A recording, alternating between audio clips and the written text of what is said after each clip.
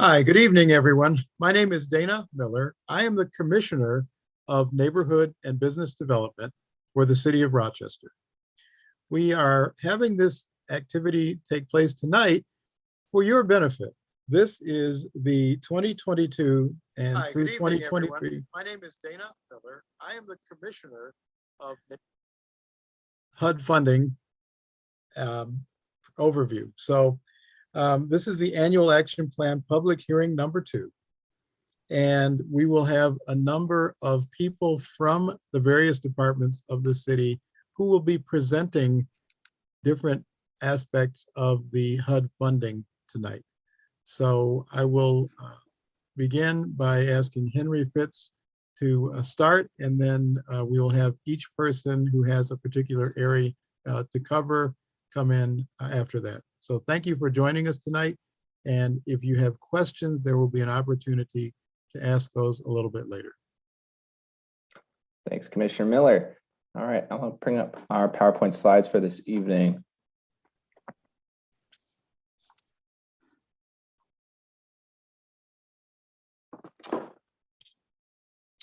So this evening, we are meeting with the public as part of our annual action plan public engagement process to go over the draft plan for 2022-23. And first, we'll start with an overview about the plan and the process that the city undertakes for federal regulations. And then we'll ask each of our specific program areas, the program managers, to go through their program area and upcoming projected spending in those areas for this year. And after each specific topic area, there will be an opportunity for comments and questions specific to that topic, and we'll go through topic by topic in that manner. And then at the end, we'll review the next steps for the annual action plan and approval by City Council. So as a reminder, the city receives about $13 million per year in federal funding from the Department of Housing and Urban Development, or HUD. And it supports a lot of our different activities, especially related to housing and economic development. And HUD asks us to undertake a consolidated planning process, which is it's kind of like a budgeting and planning process for our funding. We do a 5-year plan. Our last 5-year plan launched in July 2020. And then the 5-year plan is made up of 5 one-year plans, the annual action plans. So this would be our third year of the 5-year plan. And again, HUD funding is designed and required to be used for activities that support low to moderate income households in areas of housing, economic development, and improving public facilities. As I mentioned, this plan is our 3rd year of the 5-year consolidated plan. This year would begin July 1st with our budget year and stretch through June 30th of the following year. And the funding that we received, that $13 million, is broken into 4 different grant types. Cdbg, which is the largest, home, which focuses on housing development. Emergency Solutions Grant focuses on homelessness activities, and Housing Opportunities for Persons with AIDS, which focus on housing and services for persons with AIDS. So the annual action plan and the public process that we undertake, some of you may have joined us for our early meeting in March, where we asked the public for comments and suggestions on how the city should allocate our upcoming grant funding. We took that comment and suggestions and worked to put together a budget for our spending that is the main portion of the annual action plan. And that plan was then posted publicly for comment starting June 13th for a 30-day period. And that the detail, again, the comments are, we're asking for specific comments on the proposed plan and our spending. The budget also includes anticipated accomplishment for each of the specific program areas and spending categories. Important to note that this annual action plan does not include any funding from the CARES Act or funding from the American Rescue Plan or ARPA, which are dealt with in separate plans and budgets. Looking at our grant funding for this upcoming year, this table displays just a year-to-year comparison of our funding for 22-23 compared to 21-22. You can see that some of the grants we saw an increase in our award, some we saw a decrease in our award. So on average, we are seeing a slight increase in our total award. But again, those different grants have different restrictions and different uses. As a recap, Cdbg eligible activities that focus on economic development, neighborhood development, rehab, and stabilization of properties, providing public services to low to moderate income populations, helping preserve and improve our infrastructure, the public, and developing and maintaining housing stock for low to moderate income populations. So here are some reminders for our participants this evening. You can, at any time, you may submit a question or comment about the plan or about questions about our presentation in the Q&A box in your Zoom client.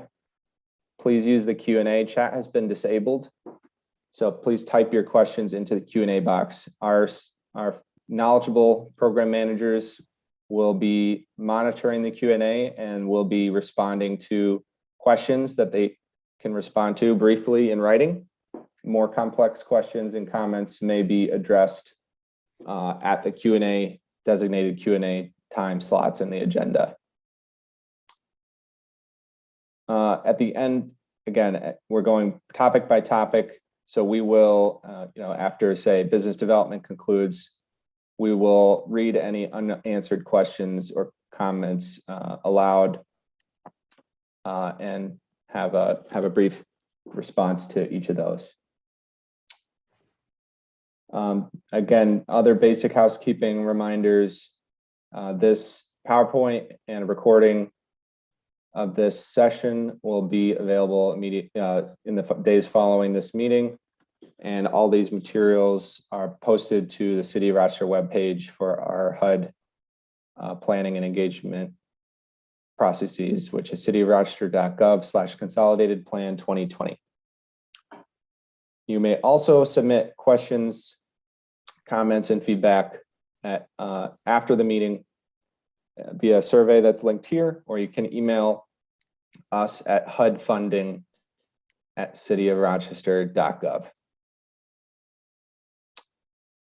All right, with that, we will launch into our first topic area, which is economic development and business development. I'd like to introduce Thad Schofield, who is our Director of Business Development. Thad?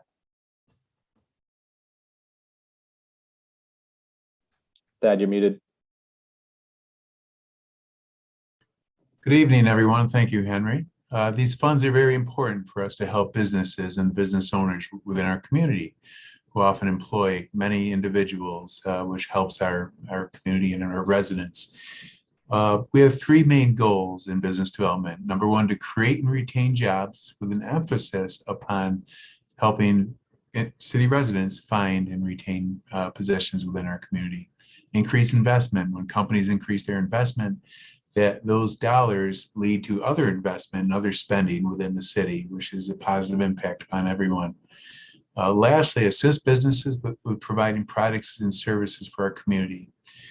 Essential products and services, food, grocery items, everyday things that residents utilize to live on, which is very important to us. So we look at all three of those areas when helping businesses grow. Our business development programs, we basically have loans and grants. Our grants can help with a wide number of things, such as advertising, computers, design, furniture, fixture, and equipment. They can also help in renovations, working capital, a wide range of activities that help businesses grow. And our loans are very low, generally at 1 to 3%, 5 to 10-year terms. And again, our goal is really to lower the cost of doing business in the city of Rochester so businesses can succeed, create jobs, retain jobs, and add to the economic vitality of our community. Our goals and objectives for 2022 and 23 is to continue to stimulate economic growth, create those valuable jobs and retain those ones that are currently here. Supporting significant projects, a few that we've accomplished this last year, 10 Winthrop Street. It was a building that was previously vacant. We attracted a company from outside in the suburbs that brought many jobs to the community and also plans on hiring city residents. Vigneri Chocolates, a well-known chocolate producer, they're expanding and we're helping them grow. We have a large potential optics firm who's looking to develop in the Northwest quadrant, and we're working very closely with them to see that happen, which could result in 100 jobs or more. So, those are just a few examples. Every day we have new opportunities and we do our very best to see them grow and succeed. What we're looking for in 2022 to 2023, the Business Development Financial Assistance Program, we are requesting and receiving $439,325. What we anticipate on an anticipated basis would be 12 businesses assisted, 150 jobs created and retained. Our Neighborhood Commercial Assistance Program, we're requesting and hope to gain $195,000, 255. 27 businesses assisted. This program is our small business grant program. Every year, this is our most popular program where we'll help 25 to 30 businesses with valuable items that they need to run their daily operations in their business. Again, computers, advertising, furniture, fixture, and equipment, security equipment, signage, things that will really help them grow. And without that funding, oftentimes they would not have those items which help them succeed. So that's my presentation. Are there any questions I may answer for you right now? And if not, I greatly appreciate your time and we look forward to working with you. Thank you, Thad. We don't currently have any questions in the Q&A. I'll invite again participants, if you have any questions or comments, please submit those in the Q&A box below your video screen in Zoom. We'd be happy to address those. There we go. Thad, we have one just came in. Question from Colleen. Are the Kodak jobs unable to be restored after Senator Warren and others questioned Kodak's integrity? I can't specifically talk about the Kodak jobs themselves, but I will tell you that Eastman Business Park has been a huge success. We have nearly 110 companies that have relocated or moved to Eastman Business Park. So we've actually seen substantial job growth throughout that area. And it's been a great success. We're currently working with 2 projects right now where they could be additional companies moving in, creating a large number of jobs. So overall, we have a great relationship with Kodak, great relationship with the individuals at Eastman Business Park, and we anticipate a lot more success in the near future. Very good. Got another one for you, Thad, asking whether is funding set aside for resident skill development. Our specific programs with Cdbg do not offer workforce development. Unfortunately, there are very strict requirements that we utilize that have to result in job creation. One job has to be created for every $35,000 loaned or granted. But we do have partners who do have workforce development programs that can strongly assist. So we're happy to follow up with you and let you know who they are and connect and help in any way possible if that would be of interest. That's great. And I think a little bit later, Johanna from our contract services team will speak about a workforce training program related to housing development and rehab, which is one area we do touch in that space.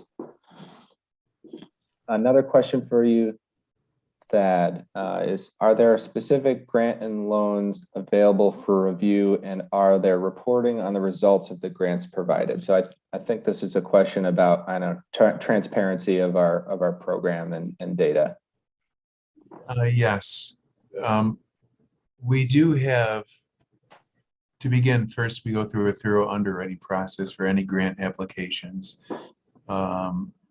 which asks for past performance, future performance in some cases, jobs created, jobs retained, what the funds will be used for, and when after they're underwritten, there are agreements that are between the city of Rochester and the actual businesses that businesses must comply with to receive those funds, and they're very closely looked at.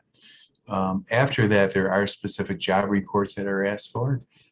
So if, all Cdbg funds have a job creation requirement per dollar amounts loaned or granted, and that's very closely looked at as well. So there are different checks and balances with everything that we provide, and we're obligated to do that through HUD. So the answer is yes.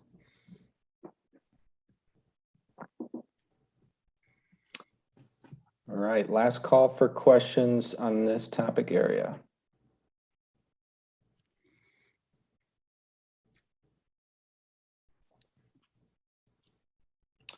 Okay, thank you, Thad. We appreciate your presentation. Thank you very much. All right, next up, we have our neighborhood service centers, and I'd like to introduce Daisy Algarin, who is our Director of Neighborhood Service Centers. Thank you, Henry, and good evening, everyone. The Neighborhood Service Centers has requested $90,000 for the 4 quads. This support provides support to over 200 businesses throughout the city of Rochester. The liaisons deliver essential services by facilitating and coordinating activities with the business community to support their growth, attract new businesses, and support economic development. The 4 quads have the following corridors dedicated for the liaisons to support: Hudson Avenue, Joseph Avenue, Portland Avenue, the Public Market, and North Clinton Avenue, for a total of $25,000 in the Northeast. In the Northwest, we have 4 corridors for a total of $20,000. That is Lyle Avenue, Dewey Avenue, Lake Avenue, West Ridge Road. In the Southwest, $25,000 dedicated to Charlie Avenue, Genesee Street, Thurston, West Main, and Mount Hope. And in the Southeast, $20,000 dedicated to South Avenue, South Clinton, North Goodman, and Monroe Avenue. These services are provided through the year, beginning in July, wrapping up in June. You will see activities provided by the liaisons that include attending meetings, notifying businesses that there is a business association, promoting the corridor activities to the businesses, and introducing to the presidents of the association new businesses that come to the corridor. I'm happy to report this last year, the liaisons assisted us in creating 2 new business associations. In the Northwest, Lyle Avenue officially launched their business association, and also Charlotte Business Association was started this past year. Any questions?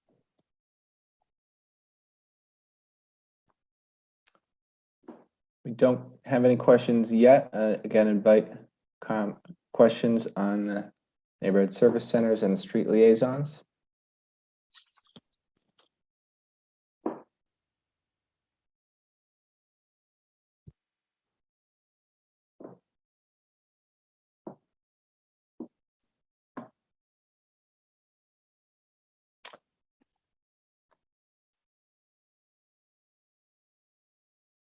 I see a question that I'm not sure I understand. It says, what was done on DE?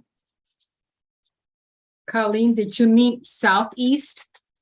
I think that's what she meant. Yeah, I think you're right. Okay, in the southeast, the liaisons, which we contract with Highland Planning, worked on South Avenue, South Clinton, North Goodman, and Monroe. Specific to what they did, Colleen, I can provide that more in detail when I complete my report that the liaisons are currently working on for the year. And I'm happy to report a lot got accomplished, and I'd be happy to provide a copy of that report. Most likely we'll have that wrapped up mid-July.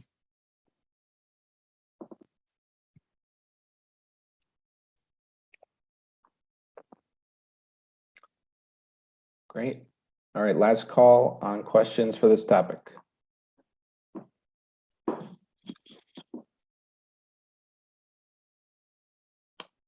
All right, thank you, Daisy. You're welcome. All right, next up, we have our demolition and rehab programs, and I'd like to introduce Johanna Santiago, who is our Manager of Contract Services. Thank you, Henry.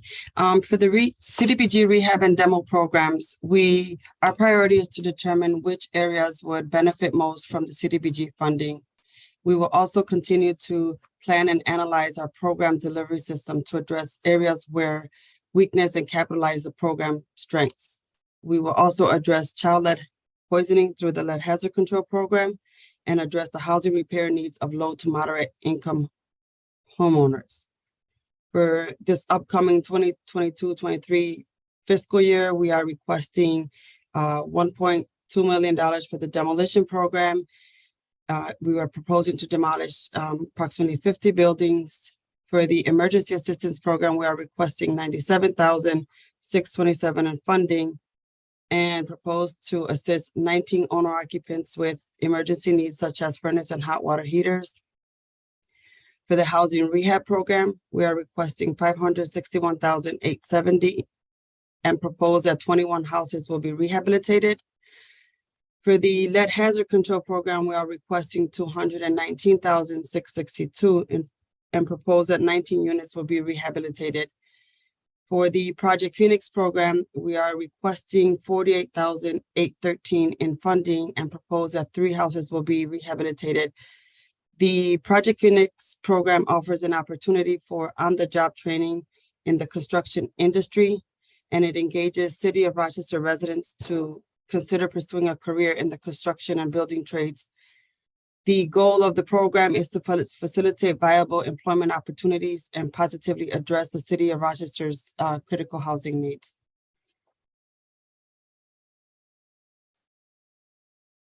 Any questions? Johanna, I think it would be great if you could speak a little bit more about the Project Phoenix program, which does some job training. Yes, so it's an on-the-job training in the construction industry. So they provide the materials for the program. They teach, the individuals, all the building trades from construction to electrical to plumbing. Yep. All the while rehabbing units for future residents. Yeah, it's a great program. All right, other questions from the audience, questions or comments on these programs?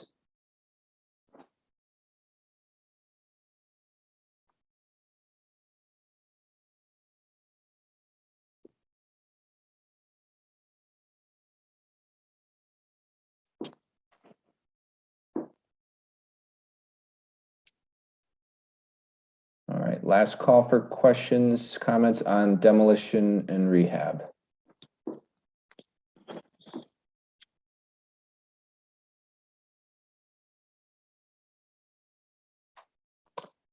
All right, seeing none, thank you, Johanna, and we'll move on to our next topic.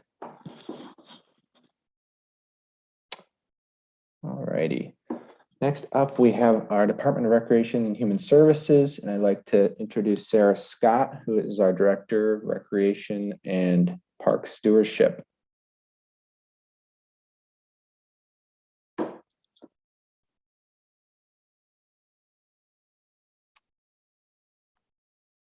Sarah, you're muted. Thank you. You think I'd know by being on so many Zooms. Evening, everyone. Thanks, Henry, for the intro. The Department of Recreation and Human Services, we use our Cdbg funding, or hope to use our Cdbg funding for several different programs, touching on youth employment and job readiness, youth development and civic engagement, as well as looking at some of our stewardship and capital funding around parks and playground improvements. For job creation and youth development, this focuses specifically on our Summer of Opportunities program, where we do a large push around some of our partners, including Rochester Works, to hire and engage youth in meaningful employment as an opportunity for them to have sometimes their first experience in the workforce. As part of that, we also do our youth employment training. So youth get hands-on experience working with our staff to work on their resumes and do some interviewing skills and other skills that'll help them get employment beyond the SUIT program.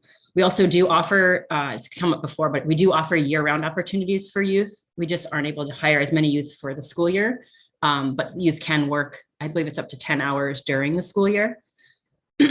We also utilize or hope to utilize our funding for our STEAM Engine program, which is our science, technology, engineering, arts, and math program that is part of our Rec on the Move mobile program. So we have 2 Rec on the Move teams that go out to various parks around the city and other special events, community events, neighborhood events. And they basically bring recreation out to youth and families that aren't able to get to a rec facility.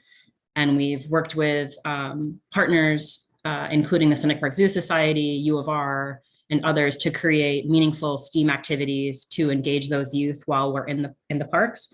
We also do winter programming and fall programming at our rec centers and libraries. Our Connecting Children to Nature initiative is an area where the city adopted a Children's Outdoor Bill of Rights. So we actually have some staff time and activities around ensuring that all of the youth in the city have access to nature and park engagement. And we're also trying to reach out into families and engaging younger youth in meaningful experiences in nature. So we have hiking and bike riding and paddling experiences, rock climbing, other things such as that.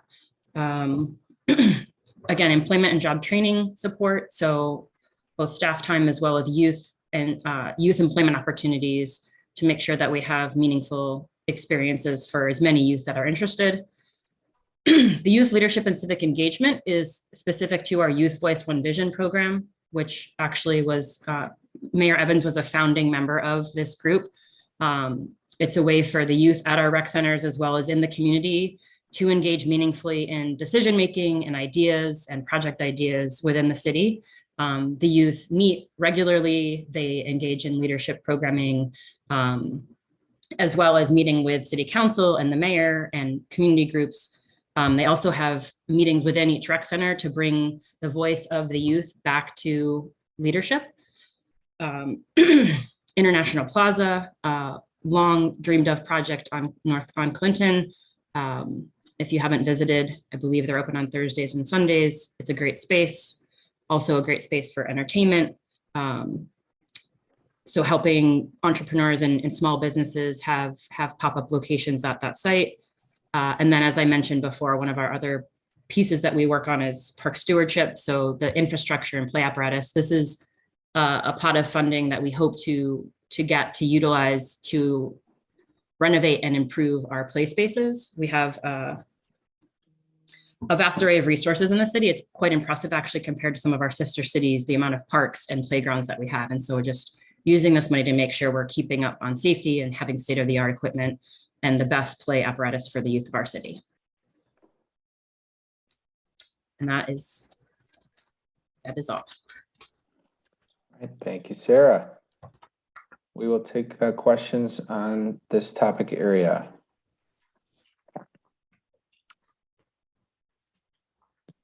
Don't have any so far. I invite the attendees to submit any questions or comments related to these programs.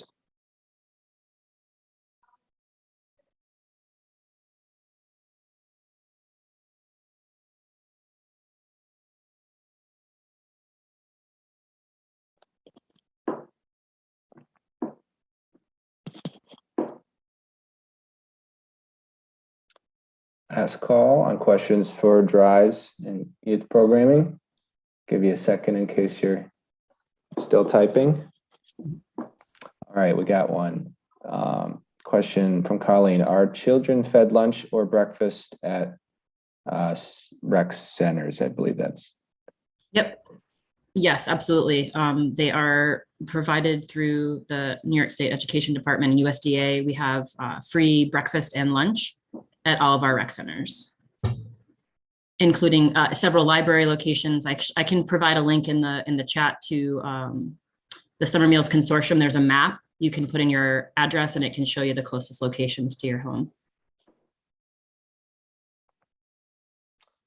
Got another question. How will we measure success? Are there goals for youth participation? Yep. So we track all of our programs. There's attendance taken. We take down, it's called an IDIS form. So we take down data on all the youth that participate. It's anonymous, so we can't link it to any specific youth, but we can look at the ages we're serving, the zip codes in the city that we're serving, race that we're serving, gender that we're serving. So trying to make sure. And so we have to report that on a quarterly basis. And then I believe Henry and others work on a final report to HUD at the end of the year. That's correct. Yeah. And if folks are interested in some of these topics about, the transparency on our reporting and accomplishments and what we've done with the funding, that is something that will actually be coming up in September. We release what's called the Consolidated Annual Performance Evaluation Report, which we're required to do annually. So that will be for this fiscal year that ends in the end of this month. And we'll have all kinds of data and about our accomplishments with the spending that we undertook this year. So please be on the lookout for that. There'll be additional public notifications about the posting of that document for any of you who are on our email listing, and they'll be on our website. All right. I think a follow-up question is target or anticipated number of youth served. I think that may be addressed on the slide here itself, but you want to speak more to that, Sarah? Yeah, sorry, I was just putting the link to the Summer Meals Consortium page up there. So you were saying the target number for what? Yep. How many kids will serve? Yep. So for all of the programs, we as part of our KPI in the city's budget process, we also list the target number served. So we track that pretty closely and report on that, not only to Cdbg, to HUD, but also to senior management within the city. And we have a new online Our Central system that allows us to easily produce reports and track participation. Because all the youth have to apply, register, I shouldn't say apply. They register for free for the programs, and we're able to track participation. And then we can look at year over year trends or changes in attendance or participation. If that answers the question. Perfect, thank you. And another question is about, how is success of these programs seen and felt in the community? That's a great question. So, some of them are very apparent. So when you see a new playground or a new, infrastructure play apparatus, you can definitely see that transformation. A lot of the programs are very public. So folks may not know necessarily that they're funded through Cdbg, but our STEAM engine is out there in the community. All of our nature programs are free and open to the public. All of the SOUP youth are engaged throughout the year and are actually out in potentially in organizations or businesses around the city and in city departments working. And then I forgot to mention this when I did the presentation, but the city's rock music program, which is embedded in our rec centers, but also works closely with the RCSD to provide music programming and instruction to youth that may not otherwise have access. That program is very public in that they do public concerts around the city. in conjunction with the RPO and Hochstein. So there's a lot of visibility. I feel like it's a very forward-facing use for the funding. Super. I'm seeing a question about the sign language interpretation. We'll just ask our interpreter to double check the spotlighting to make sure they're visible. I think Marcia Reaver was requesting that they be able to see the interpreter. Yes, we have 2 interpreters. I will be switching soon with my teamer. Okay, super. Thank you. All right, last call for questions on Recreation and Human Services programming.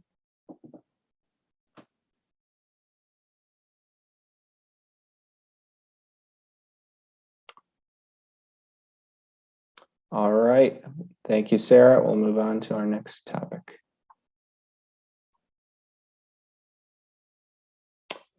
Next is our housing programs, which is quite a large area of our activities. And I'll ask Linda Hedden, who's the Associate Administrative Analyst in Housing, to present on our housing programs.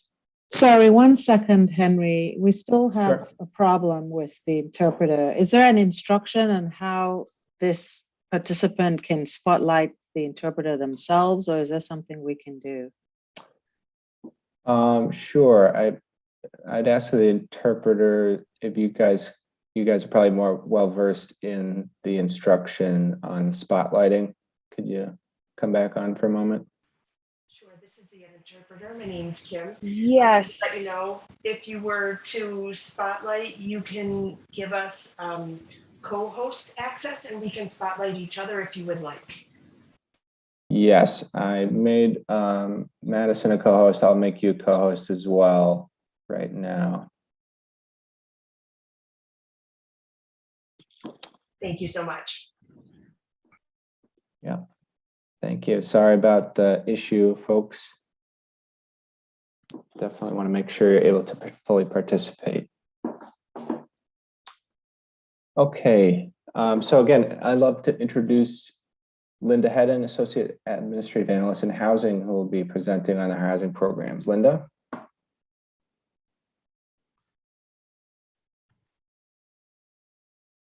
Linda, you're muted if you're speaking. Sorry about that. Thanks, Henry.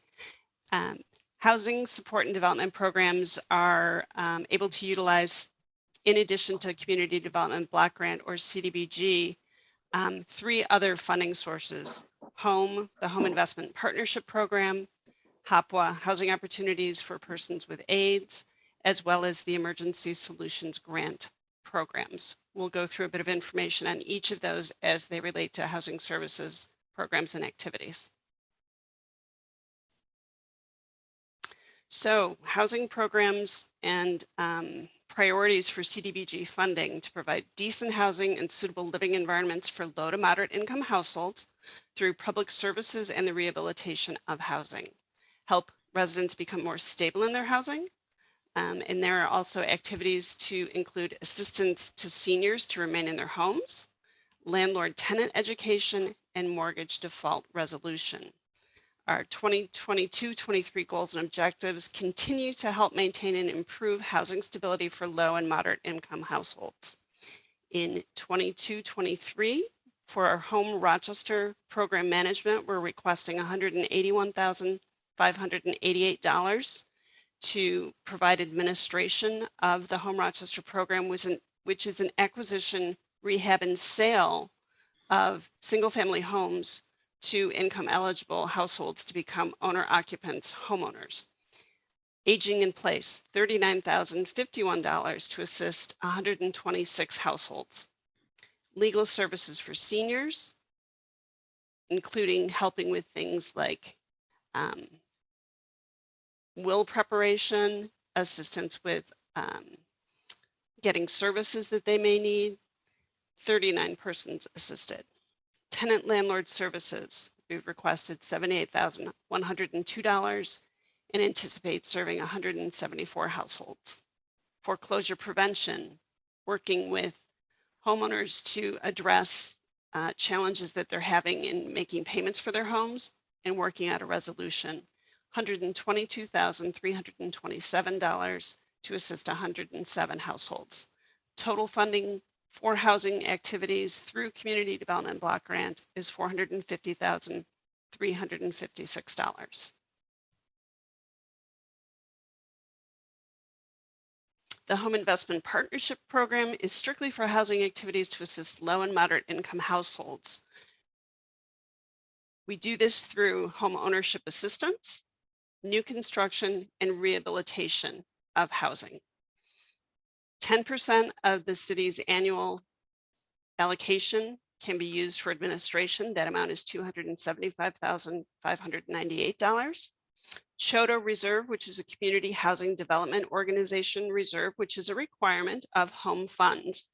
It's 15% of annual allocation. This year it's $413,398, and we anticipate a minimum of 7 homes being able to be rehabbed and sold to first-time homebuyers with those resources. Homebuyer assistance and training, $500,000 to assist 57 income-eligible homebuyers to become homeowners and also receive both pre-purchase and post-purchase education. Our Affordable Housing Fund, $1,766,985 to fund a variety of projects or programs. And we're looking at assisting 27 units to be created. And we anticipate 16 of the units to be rental and 11 to be owner occupied. So the total amount of resources available to the city in home funds for 22-23 is $2,955,981. Housing opportunities for persons with AIDS, housing assistance and support services for low-income persons with HIV/AIDS and their families. The city partners with Trillium Health and Catholic Family Center to provide housing-related services for that population. HOPWA administration, $30,864, and program activities, $997,942, with an expectation that there will be 193 persons assisted with those funds. Total allocation for the city for 22-23 is $1,028,806. Emergency Solutions Grant, also known as ESG.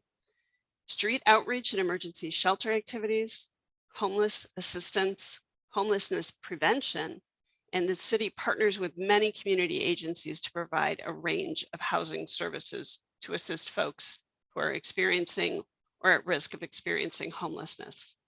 Administration funds in the amount of $52,861 will be utilized. ESG programming, $651,954, with goals to assist 42 households with tenant-based rental assistance and rapid rehousing. 1,020 persons assisted in homeless person overnight shelter assistance, 50 persons assisted homelessness prevention, and 48 persons assisted with street outreach. Total funding for 2022-23 is $704,815, and a total of 1,160 households or persons are anticipated to be assisted with those resources.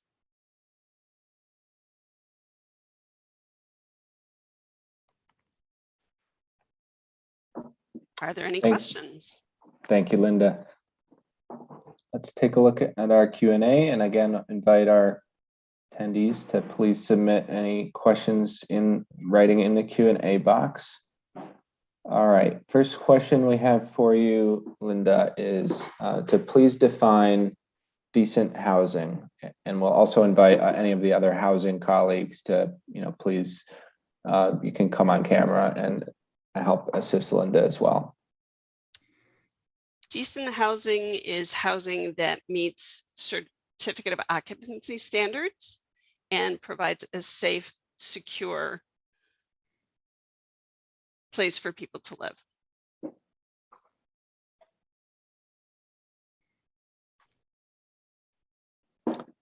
Right. Next question. Based on our percentage of senior population, how does 126 households for aging in place help and 39 for legal aid align?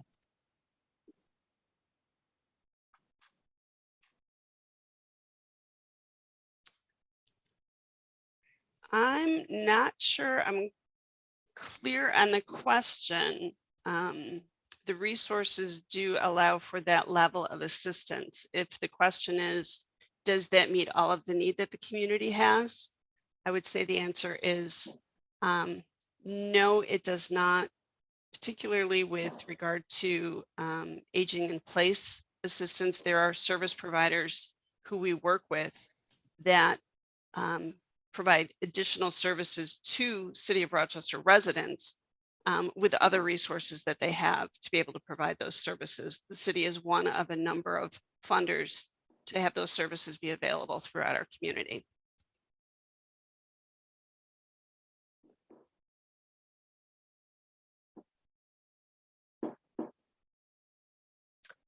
Other questions on housing? And this again is topic area that spans, housing development, home ownership, affordable housing, and various other related housing activities.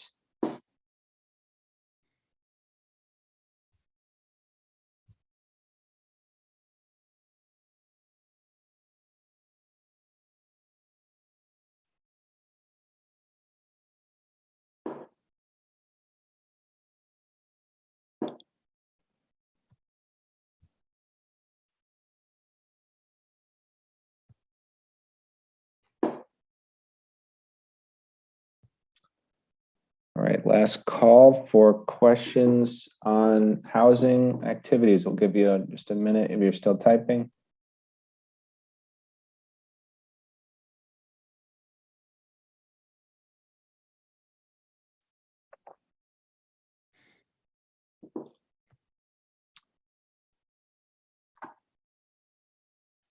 I see, Colleen, I think you're trying to raise your hand, but just for our process here, we're taking questions in the chat box in writing. I'll give you another minute if you want to type out a question or a comment. And we will be circling back to I see you have another question from earlier. We will be circling back to other topic areas, general questions after this topic.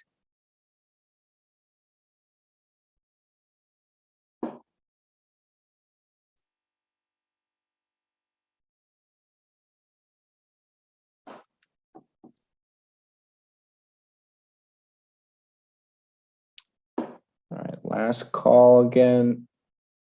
Any questions on housing?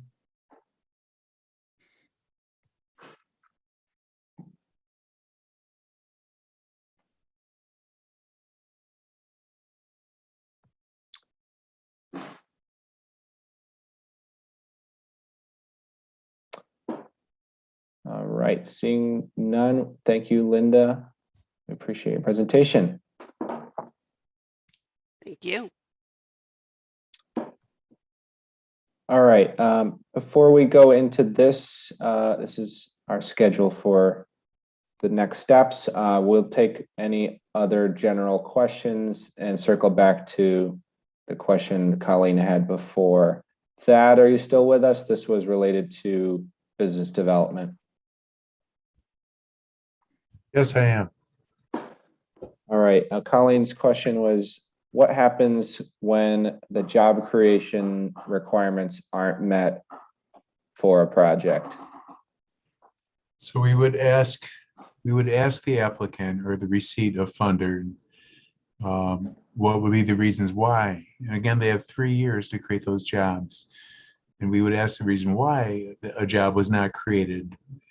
Sometimes it may be that the business struggled. In recent years, we've had the pandemic. They may have had severe difficulties economically. So there would need to be a very good reason why a job would not be created. And then if one was not, we would need HUD's approval for that job not to be created. But at all times, we look for those jobs that they say they're going to create to be created, knowing sometimes it may not be possible.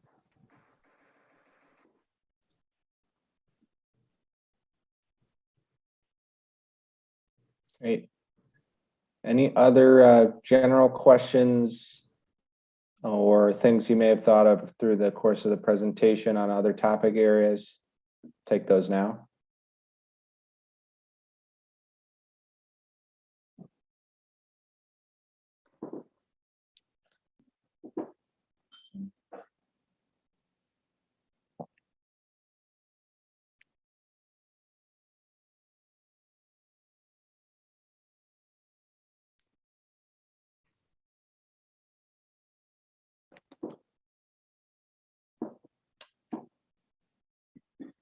All right, last call on questions related to general topics we already covered. Oh, I've got another one. This looks like a housing question from Colleen, is related to homelessness, that 48 individuals assisted with street outreach seems like a low target number. Is the city working with other agencies, or is the city's programming siloed? Hi, Colleen. This is John Oster. I work on the city's emergency solutions grants program funding, which is some HUD funding that we talked about. And I also work on some of the homelessness initiatives.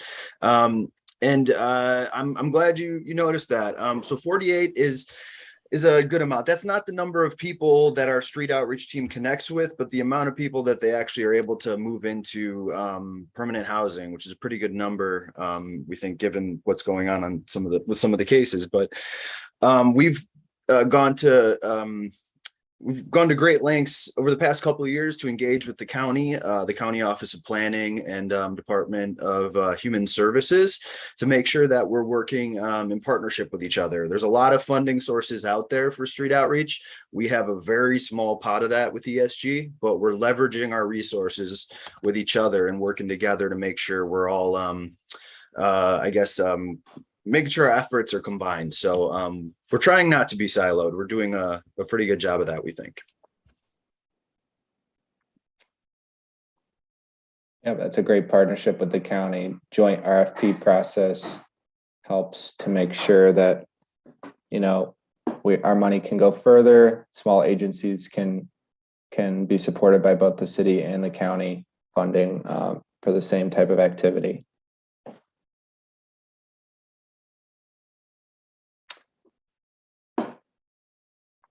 All right. I'm going to go over our next steps. If you think of a question, please enter into the Q&A and we'll address it. I will check that one more time before we adjourn our meeting this evening. So as we sit here today, we are partway through our process for the 22-23 annual action plan. As a recap, we first had a public hearing in March to take feedback from the community about how we should budget and allocate our federal grant funding from HUD. Some of you have attended that, and we appreciate your feedback and attendance. And we took that feedback and we compiled our draft annual action plan, which was posted on our city webpage, and that ended up being published in early June after a couple delays in our process, but still published early June for a 30-day public comment period. And we're sitting here today at our second public hearing to review the draft plan and to go through that with the public for additional comment. There is a third and final public hearing still upcoming, July 14th. That will be overseen by City Council as immediately following the City Council committee meetings for the month of July. That'll be 5 p.m. on July 14th. So if you have additional comments or feedback, we welcome you to attend that meeting. And please contact the City Council office ahead of time to register to speak. So following that public hearing, City Council will vote to approve the annual action plan at the July 19th council meeting, which gives us the authority to submit the plan to HUD, which will take place immediately in the following weeks, and approved by HUD, enter into grant agreements with HUD, and our grant year officially starts July 1st. So some activity will be taking place to make sure we're on track for our annual spending. So that's our timeline. For additional next steps, you please, if you have additional comments or feedback, you're welcome to email me and the team at hudfunding@cityofrochester.gov. That's our central email for public feedback.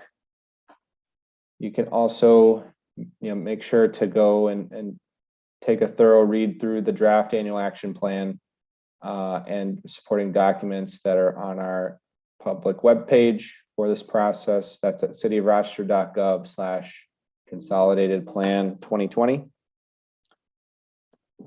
The slides,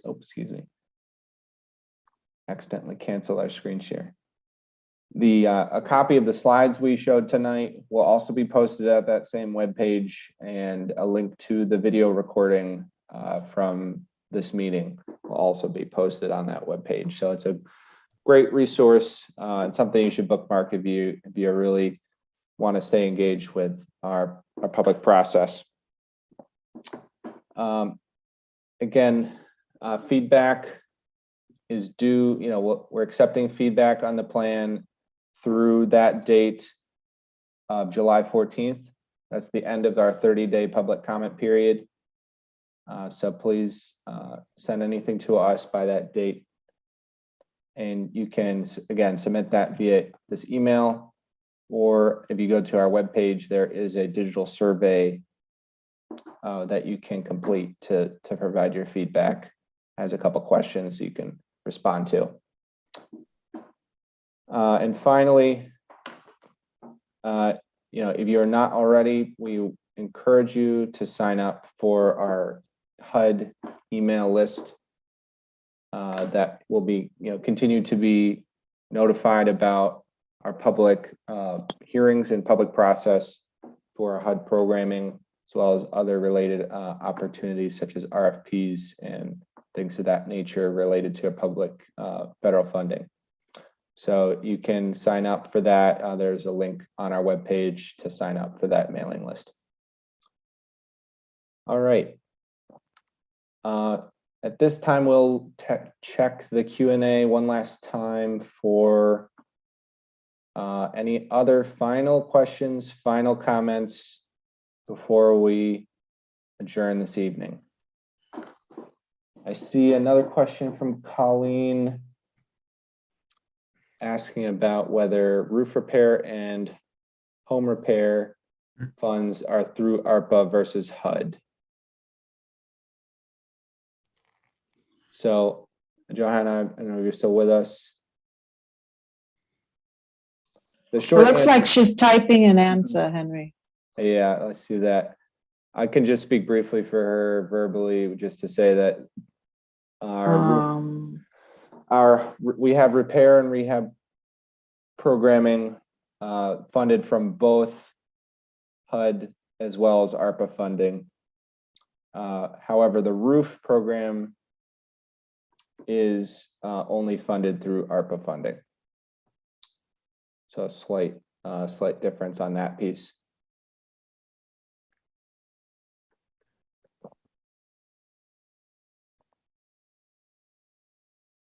Yep. Great. Any last comments? Questions? Final call. And as noted, you still have till July 14th to submit additional comments in writing. And there's another opportunity to attend a public hearing to speak to City Council about your comments on the draft plan on July 14th as well.